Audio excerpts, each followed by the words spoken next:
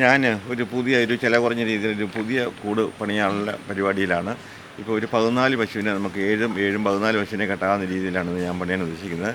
നമുക്കിതൊരു 2,00,000 രൂപയിൽ ഇതിൻ്റെ ബഡ്ജറ്റ് തീർക്കണം എന്നുള്ള ഉദ്ദേശത്തിലാണ് എൻ്റെ പണി തുടങ്ങിയിരിക്കുന്നത്. ഏകദേശം എനിക്ക് തോന്നുന്നു ആ രീതിയിലൊക്കെ ആയിട്ട് തീരുമെന്ന് തോന്നുന്നു. നമ്മൾ ഷീറ്റ് ഇടുന്നുണ്ട്. ഷീറ്റൊക്കെ വില കുറഞ്ഞ ഷീറ്റുകളാണ് ഉപയോഗിക്കുന്നത്. എന്ന് വെച്ചാൽ നല്ല ഷീറ്റ് ഇട്ടാലും വില കുറഞ്ഞിട്ടാലും ഒരു 7 വർഷം 8 വർഷം കൊണ്ട് നമ്മൾ മാറേണ്ടി വരും. അതുകൊണ്ട് വില കുറഞ്ഞ 3 kg ഷീറ്റൊക്കെയാണ് ഇട്ടിരിക്കുന്നത്. അപ്പോൾ അതുകൊണ്ട് നമുക്ക് ഒത്തിരി വില വ്യത്യാസമുണ്ട്. അതുപോലെ മെറ്റീരിയൽസ് എല്ലാം വില കുറഞ്ഞതാണ് ഉപയോഗിച്ചിരിക്കുന്നത്. അപ്പോൾ അതുകൊണ്ട് തന്നെ നമുക്ക് ഒത്തിരി ചിലവുകൾ ലാഭമുണ്ട്. പിന്നെ ഇതിന് ഓട്ടോമാറ്റിക് ബൗൾ വെക്കണം, മിസ്റ്റ് പിടിപ്പിക്കണം, അതൊക്കെ ഇനിയും പിന്നീടേ ഉള്ളൂ. ഇപ്പോൾ ഇതൊരു പുതിയ പ്രോജക്റ്റായിട്ട് ചെയ്തിരിക്കുന്നതാണ്. അപ്പോൾ നമ്മുടെ ഇത് ഒരു ലോണാണെങ്കിലും നമ്മുടെ ക്ഷീരവസ്തുന വകുപ്പിൽ നിന്ന് നമുക്ക് 10,00,000 രൂപ വരെയുള്ള ലോണിൻ്റെ പലിശകൾ ക്ഷീരവസ്തുന വകുപ്പിൽ നിന്ന് അടയ്ക്കുന്നൊരു സ്കീം ഇപ്പം പുതിയതായിട്ടുണ്ട്. അപ്പം 5 വർഷത്തേക്ക് നമ്മുടെ ലോൺ കാലാവധി 5 വർഷമാണ്. അപ്പോൾ ഈ 5 വർഷത്തേക്കും 1 വർഷം അടയ്ക്കുന്ന പലിശ കംപ്ലീറ്റ് ക്ഷീരവസ്തുന വകുപ്പിൽ നിന്ന് നമുക്ക് കിട്ടും.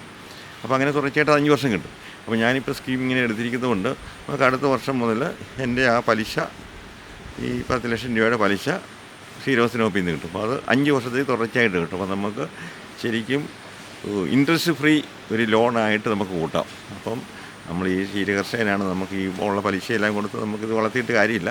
അപ്പം ഇങ്ങനെയൊരു സ്കീം ഉള്ളതുകൊണ്ടാണ് ഇപ്പോൾ ഞാൻ പുതുതായിട്ട് ഈ ഒരു സ്കീം ഒരു പ്രൊജക്റ്റോടെ ആക്കാമെന്ന് വെച്ചത്. നമുക്ക് നമ്മുടെ മുതൽ നമുക്ക് അടയ്ക്കാമല്ലോ. ഈ പലിശ മൊത്തം ക്ഷീരവസ്തുന വകുപ്പിൽ നിന്ന് കൂടും. അങ്ങനെ ഒരു സ്കീമുണ്ട്. അറിയാൻ മേലാത്ത ക്ഷീരകർഷകരൊക്കെ അതൊന്ന് അന്വേഷിച്ച് ചെയ്താൽ നല്ലതായിരിക്കും. ഇതിൻ്റെ തറയെ 2 ഇഞ്ച് കട്ടിയിൽ വാർക്കാൻ ഉദ്ദേശിക്കുന്നുള്ളൂ. അപ്പോൾ സിമെൻറ്റ് ഇച്ചിരി കൂടുതലിടും.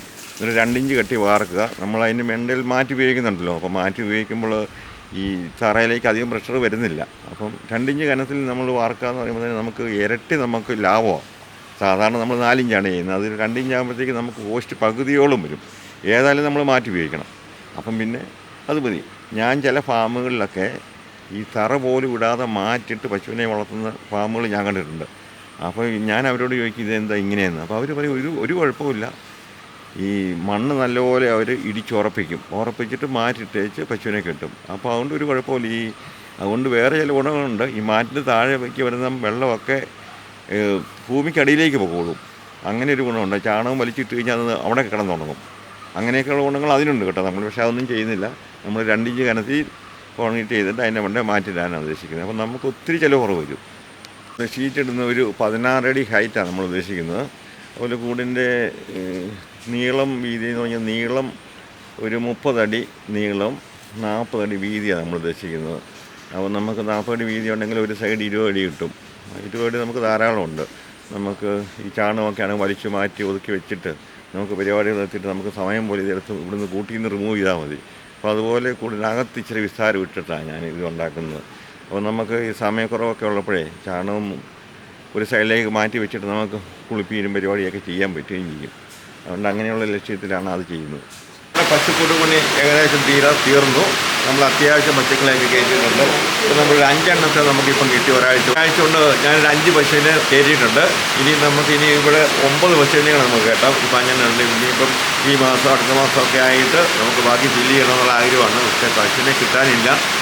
പശുവിന് ഭയങ്കര ഷോർട്ടേജ്. എണ്ണ ഉള്ളവരൊക്കെ ഭയങ്കര വില ചോദിക്കും. നമുക്ക് മുതലാകുകയില്ലാത്ത വിലകളാണ്. എന്നാണെങ്കിലും 2 മാസം കൊണ്ട് മുഴുവൻ ഫില്ല് ചെയ്യാനുള്ള ആഗ്രഹത്തിലിരിക്കുന്നു. നമ്മുടെ കൂട് ഇപ്പം കഴിഞ്ഞ ആഴ്ചയാണ് തീർന്നപ്പോഴേ നമ്മൾ പശുവിനെ കയറ്റി ഈ കൂട് പണി പെട്ടെന്ന് നടത്തി നമുക്ക് വലിയധികം ചിലവില്ലാതെ നമ്മൾ ചെറിയ രീതിയിലേക്ക് തന്നെ തീർത്തു. ഇതൊരു 14 പശുവിനെ കെട്ടാൻ വേണ്ടി ഒരു 900 സ്ക്വയർ ഫീറ്റ് സ്ഥലത്തെ നമ്മൾ അഡ്ജസ്റ്റ് ചെയ്തു. അത്യാവശ്യം സൗകര്യങ്ങളൊക്കെ ഉണ്ട്. ബൗളൊക്കെ വെച്ചിട്ടുണ്ട്. പിന്നെ മാറ്റിട്ടിട്ടുണ്ട്. എല്ലാത്തിനും മാറ്റാണ്. മാറ്റിനൊക്കെ ഭയങ്കര വിലയായിപ്പോയി. 2,400 വിലയായിപ്പോയി. അത് റോ മെറ്റീരിയൽസിനെല്ലാം വില കൂടിയുന്ന മാറ്റിന് വില കൂടുന്നതെന്നാണ് ഇവർ പറയുന്നത്. പക്ഷേ നമുക്ക് ഏതായാലും ഇത് ആവശ്യമാണല്ലോ. ഇനിയിപ്പോൾ മാറ്റി ഒഴിവാക്കി നമ്മൾ വളർത്താൻ നോക്കണം. എന്നാലേ നമുക്ക് മുന്നോട്ട് പോകാൻ പറ്റുള്ളൂ. നമ്മൾ ചിലവുകൾ ഏറ്റവും ചുരുക്കുക, എന്നാലേ മുന്നോട്ട് പോകാൻ പറ്റുള്ളൂ. ഈ കാലത്തീറ്റ വലിയ വർക്കുന്നത്, പാലിന് വിലയില്ല. ഈ വേനൽക്കാലമായപ്പോഴത്തേക്കും പാലുൽപാദനം കുറഞ്ഞു പോയി, പാലിന് ഫാറ്റ് കുറഞ്ഞു പോയി. അങ്ങനെ എല്ലാം വിഷയങ്ങളായിരുന്നു. അപ്പോൾ നമ്മൾ ഒരു പുതിയതായിട്ട് കുറച്ച് പശുവിനങ്ങൾ കൂട്ടുമ്പോൾ കുറച്ചുകൂടിയൊക്കെ മെച്ചപ്പെട്ട രീതിയിൽ പോകാവുന്ന പ്രതീക്ഷയിലാണ് പുതിയതായിട്ടൊരു കൂടുകൊണ്ട് നമ്മൾ സെറ്റപ്പ് ചെയ്തത്. നമ്മളിത് ഈ കൂട് പണിയിരിക്കുന്നത് ചിലവ് വളരെ കുറഞ്ഞ രീതിയിലാണ് ചെയ്തിരിക്കുന്നത്. നമ്മുടെ റൂഫ് വർക്കാണെങ്കിലും ഒരു 5 ലേബറിൽ നമ്മുടെ റൂഫ് വർക്ക് നമ്മൾ തീർത്തു. അപ്പോൾ ഇവർക്ക് സ്ക്വയർ ഫീറ്റ് ചാർജാണ്, എന്നാൽ പോലും നല്ല താഴ്ന്ന റേറ്റ് നമുക്ക് ചെയ്തു തന്നു. എനിക്ക് റൂഫിൻ്റെ ചിലവെന്ന് പറയുന്നത് ഒരു 1.25 ലക്ഷം രൂപ റൂഫ് വർക്ക് നമ്മൾ തീർന്നു.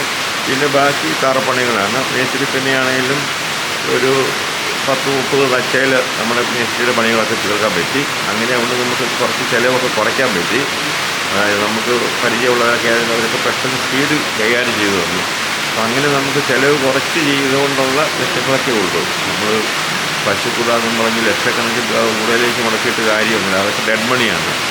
ഈ ഷീറ്റ് ശരിക്കും ഇടണ്ടായിരുന്നു. പിന്നെ നമ്മുടെ പ്രകൃതിയുടെ കൊണ്ടിട്ടാണ് നമ്മളിപ്പം ശരിക്കും ഈ ഷീറ്റുകൾ ഉപയോഗിച്ച് ചെയ്യുന്ന ആൾക്കാരുണ്ട് ഇപ്പോൾ. പക്ഷെ നമ്മുടെ ഇവിടെയൊന്നും അത്ര പ്രായോഗികമല്ല. കാറ്റൊക്കെ കണ്ടമാനം പിടിക്കുന്ന ഏരിയ നമ്മുടെ ഇവിടെ. കാരണം അതൊരു പരാജയമാവല്ലോ എന്നോർത്താണ് ഈ ഷീറ്റ് ഇട്ടേക്കാമെന്ന് വെച്ചത്. ഇപ്പോൾ ഈ കൂട് പണിതിരിക്കുന്നത് നമ്മൾ ഫേസ് ടു ഫേസ് ആണ് പശുക്കൾ. എന്ന് വെച്ചാൽ ഇതിൻ്റെ പഴയ കൂട് ടൈൽ ടു ടൈലാണ്. നമ്മൾ കറവ് മെഷീൻ ഈ കൂട്ടിൽ ഉപയോഗിക്കാൻ ഉദ്ദേശിക്കുന്നില്ല, അതുകൊണ്ടാണ് അങ്ങനെ ചെയ്തത്. അപ്പം നമുക്ക് ഇതിൻ്റെ തീറ്റ കൊടുക്കാൻ നമുക്ക് എളുപ്പമുണ്ട്. പക്ഷേ കറവ കാര്യങ്ങളൊക്കെ മെഷീൻ വെച്ച് പറ്റത്തില്ല. നമ്മൾ കൈക്കറവ് തന്നെ ഈ കൂട്ടിലെ കൈക്കറവ് ഉദ്ദേശിക്കുന്നത്. അതുകൊണ്ട് അങ്ങനെയുള്ള പശുക്കളെ ഈ കൂട്ടിലേക്ക് മാറ്റി വെക്കും. അപ്പം പിന്നെ നമുക്ക് ഫേസ് ടു ഫേസ് കൊടുക്കാമെന്ന് വെച്ചാൽ നമുക്ക് തീറ്റ കൊടുക്കാൻ എളുപ്പമുണ്ടല്ലോ, അതുകൊണ്ടാണ് ഫേസ് ടു ഫേസ് ആക്കിയത്. അപ്പം നമുക്കതിന് ഫേസ് ടു ഫേസ് ആകുമ്പോൾ നമുക്ക് കൂടുതൽ സ്പേസ് കുറച്ച് ലാഭിക്കാൻ പറ്റും. അങ്ങനെ ഒരു ഗുണമുണ്ട്, അതുകൊണ്ട് അങ്ങനെ ചെയ്തത്. അപ്പം പിന്നെ നമ്മൾ കൈക്കറവ ആയതുകൊണ്ട് പിന്നെ കുഴപ്പമില്ല. നമ്മൾ ഓൾറെഡി ഇപ്പോൾ ഇതിനകത്ത് ഫാൻ ഇട്ടിട്ടുണ്ട്. ഇനിയിപ്പോൾ മഴക്കാലമായി, അതുകൊണ്ട് ഇനിയിപ്പോൾ മിസ്റ്റ് ഈ വർഷമായാലും ഇനിയും പിടിപ്പിക്കുന്നില്ല. അടുത്ത വർഷം ഒരു ഡിസംബർ മാസത്തൊക്കെ മിസ്റ്റ് പിടിപ്പിക്കണം എന്നുള്ള ഐഡിയയിലിരിക്കുകയാണ്. ഇതെന്താണ് ഫയൽ, ഇനിയിപ്പം വലിയ മിസ്റ്റിൻ്റെ കാര്യമില്ല. പിന്നെ നമ്മളിപ്പം പശുക്കളെ വാങ്ങിച്ച് നമുക്കൊരു സാധാ പശുക്കളാണ് നമുക്ക് കിട്ടിയത്. ഹൈബ്രിഡ് പശുവൊന്നും കിട്ടിയില്ല. ഇനിയിപ്പം ഞങ്ങൾ തമിഴ്നാട്ടിലെല്ലാം പോയി എടുക്കാൻ വേണ്ടിയുള്ള നോക്കുന്നുണ്ട്. നമ്മുടെ നാട്ടിലൊന്നും നല്ല പശുക്കളില്ല. ഇതിപ്പോൾ ഒരു 10-12 ലിറ്റർ പാലൊക്കെ രാവിലെ കിട്ടുന്നതിനും പശുക്കളാണ് നമുക്കെല്ലാം കിട്ടിയിരിക്കുന്നത്. പക്ഷേ നമുക്കതുകൊണ്ട് കാര്യമില്ല. നമുക്ക് ഡെയിലി രാവിലെ ഒരു 15 ലിറ്റർ പാലെങ്കിലും ഉള്ള പശുക്കളെയാണ് ഞങ്ങൾ ഇനി എടുക്കാൻ ഉദ്ദേശിക്കുന്നത്. വേറെ തമിഴ്നാട്ടിലൊക്കെ ചെന്നാലും ഭയങ്കര വിലയാണെന്നിപ്പം പറയുന്നു. ചിലപ്പം ഒരു മാസമൊക്കെ വില കുറയുമെന്നും പറയുന്നുണ്ട്. ഏതായാലും നോക്കാവുന്നവർക്കിരിക്കുക. നമ്മൾ ഈ ചാണകം സെപ്പറേറ്റ്, അതുപോലെ ഇത് നമ്മൾ കുളിപ്പിക്കുന്നതോടെ ഇതിൻ്റെ മൂത്രമൊക്കെ വേറെ സെപ്പറേറ്റ്, അങ്ങനെ 2 ടാങ്ക് നമ്മൾ ഉണ്ടാക്കിയിട്ടുണ്ട്. അപ്പം അത് ചാണകം വേറെ സെപ്പറേറ്റ് ടാങ്കിലായതുകൊണ്ട് വലിയ അധികം വെള്ളം വരുന്നില്ല. അത് ഇപ്പം നിലവിൽ മഴ നനഞ്ഞാൽ കിടക്കുന്നത്. അതിന് ഷെഡ് കെട്ടി അത് നനയാതെ അത് സ്റ്റോർ ചെയ്യാനുള്ള സമയത്തിലാക്കണം. പിന്നെ ഈ കുളിപ്പിക്കുന്ന വെള്ളം വലിയൊരു കുഴി എടുത്തിട്ടുണ്ട്. അപ്പോൾ അതിൽ നിന്ന് കഴിഞ്ഞാൽ അത് ഒരു ദിവസം കൊണ്ട് വലിഞ്ഞു പൊക്കോളും. ഇവിടെയെല്ലാം നല്ല മണ്ണായുള്ള സ്ഥലങ്ങളാണ്. അതുകൊണ്ട് പിന്നെ അങ്ങനെയുള്ള പ്രശ്നമില്ല. നമുക്ക് പരിസര മലിനീകരണമൊന്നും വലിയ വിഷയങ്ങളൊന്നും ഉണ്ടാകുന്നില്ല. പിന്നെ നമ്മുടെ അടുത്ത് ഇവിടെയൊന്നും വീടുകളൊന്നുമില്ല. ഇവിടെ അടുത്ത ഒരു വീടെന്ന് പറഞ്ഞാൽ പോലും ഒരു 600 മീറ്റർ മാറിയ ഈ ഏരിയയിലൊന്നും വേറെ വീടില്ല. അപ്പോൾ അങ്ങനെയുള്ള പരിസ്ഥിതി പ്രശ്നങ്ങളോ അങ്ങനെയുള്ള വിഷയങ്ങളോ നമുക്കുണ്ടാകത്തില്ല. ഞങ്ങൾ പാല് ലോക്കൽ സെയിൽസ് ഒന്നുമില്ല. പുഴയിൽ സൊസൈറ്റി തന്നെയാണ്. സൊസൈറ്റിയുടെ വണ്ടി രാവിലെയും വൈകിട്ട് ഇവിടെ വന്ന് എടുത്തുകൊണ്ട് പോകും. അപ്പോൾ നമുക്ക് അങ്ങനെയുള്ള റിസ്കുകളില്ല. പക്ഷേ നമുക്ക് വില കൊണ്ട് ഒത്തിരി പ്രായോഗികമല്ല. നമുക്കൊരു 45-46 രൂപയൊക്കെ ഒരു ലിറ്റർ പാലിന് കിട്ടാറുള്ളൂ. അത് ഇപ്പോഴത്തെ ഈ തീറ്റ ചെലവുകളും ഒക്കെ വെച്ച് നോക്കുമ്പോൾ നമുക്ക് നഷ്ടമാണ്. ഞാൻ പുല്ല് ഇറക്കിയാണ് കൊടുക്കുന്നത്. കൈതക്കുള്ള കൊടുത്താൽ പല പശുക്കൾക്കും വേനക്കേടുകളും ഉണ്ടാകുന്നതുകൊണ്ട് പുല്ല് ഇറക്കിയാണ് കൊടുക്കുന്നത്. പുല്ലിറക്കി കൊടുക്കുന്നതുകൊണ്ട് നമുക്ക് ഭയങ്കര ഭാരിച്ച ചിലവാണ്. പക്ഷേ എന്നാലും നമ്മുടെ പശുക്കളുടെ ആരോഗ്യത്തെ പരിഗണിച്ച് പുല്ല് തന്നെയാണ് കൊടുക്കുന്നത്. അപ്പോൾ അത് നമുക്കൊരു ഭീമമായ ചിലവാണ്. പക്ഷേ നമുക്കല്ലാതെ വേറെ മാർഗ്ഗമില്ല. ഞാൻ നേരത്തെ കൈതപ്പോൾ കൊടുക്കാൻ പിന്നെ ഒന്ന് നിർത്തിയ പരിപാടി. കൈതപ്പോൾ കൊടുക്കണമെങ്കിൽ നമുക്ക് ഒത്തിരി ലാഭമുണ്ട്. നമുക്ക് ഇതിൻ്റെ പകുതി ചിലവേ വരുത്തുള്ളൂ. പിന്നെ പെല്ലറ്റിനും ഒക്കെ ഭയങ്കര വിലയില്ല. പിന്നെ പെല്ലറ്റ്, മെയ്സ്, ധാന്യക്കൂട്ട് അങ്ങനെ മിക്സ് ചെയ്താണ് കൊടുക്കുന്നത്. അതുകൊണ്ട് നമുക്ക് തീറ്റ ചിലവ് നമ്മൾ ഒരു വിധത കൺട്രോൾ ചെയ്താണ് പോകുന്നത്. എന്നാലും നമുക്ക് ഏകദേശം ഒരു പാലിൻ്റെ ഒരു 50% നമുക്ക് കോസ്റ്റായിട്ട് പോകും. ബാക്കി നമുക്ക് കിട്ടുള്ളൂ. പക്ഷേ അതിൽ നിന്നാൽ നമ്മുടെ ലോണുകൾ അങ്ങനെയുള്ള തിരിച്ചടവുകളെല്ലാം ആയിക്കഴിഞ്ഞാൽ പിന്നെ അത്യാവശ്യം കാര്യങ്ങളൊക്കെ ഓടിപ്പോകുന്നേ ഉള്ളൂ. ഇത്രയും റിസ്ക് എടുക്കുമ്പോൾ നമുക്കിപ്പം 14 പശുവാണ് തരുമ്പോഴത്തേക്കും 10-30 പശുവാകും. 10-30 പശുവിനെ നമ്മൾ വളർത്തിയിട്ട് നമുക്ക് ഈ പറയുന്ന വലിയ നേട്ടങ്ങളൊന്നും കിട്ടുമെന്ന് പറയാൻ പറ്റത്തില്ല. പിന്നെ അത്യാവശ്യം ഒരു പ്രസ്ഥാനമായിട്ട് ഓടിപ്പോകും. നമ്മൾ വേറൊരാളുടെ കീഴിൽ പോയി ജോലി ചെയ്യുന്ന നമുക്ക് സ്വാതന്ത്ര്യമുണ്ട്. നമുക്ക് നമ്മുടെ ഇഷ്ടം പോലെ ചെയ്യാം. അങ്ങനെയൊക്കെയുള്ള ഗുണങ്ങളെ ഈ ക്ഷീരമേഖലയിലുള്ളൂ. നമ്മൾ വേറൊരാളുടെ കീഴിൽ പോയി ജോലി ചെയ്താൽ അല്ലെങ്കിൽ വേറൊരു പ്രസ്ഥാനം നടത്തിയാലും ഒക്കെ ഭയങ്കര റിസ്കുകളുണ്ട്. നമ്മളിപ്പം വേറെ എന്തെങ്കിലും ബിസിനസ് തുടങ്ങിയാൽ പോലും നമുക്ക് ഭയങ്കര റിസ്ക്കാണ്. ഞാൻ നേരത്തെ ഒരു ബിസിനസ് ഫീൽഡിലുണ്ടായിരുന്നു. അതിൽ നിന്ന് ഉദ്ദേശിച്ച നേട്ടങ്ങൾ കിട്ടാത്തതുകൊണ്ട് അത് വൈൻഡപ്പ് ചെയ്തതാണ്.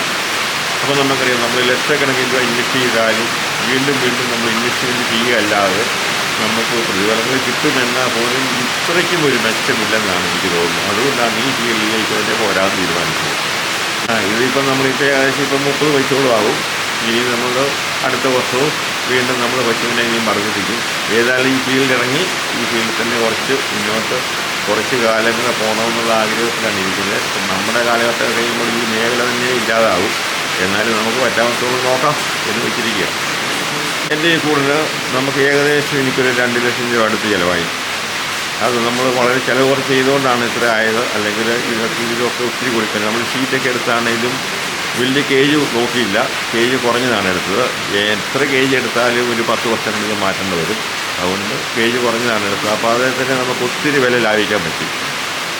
പിന്നെ മൊത്തത്തിലാണ് നമുക്ക് 2 ലക്ഷം രൂപയിൽ ഇത് കവർ ചെയ്യാൻ പറ്റി.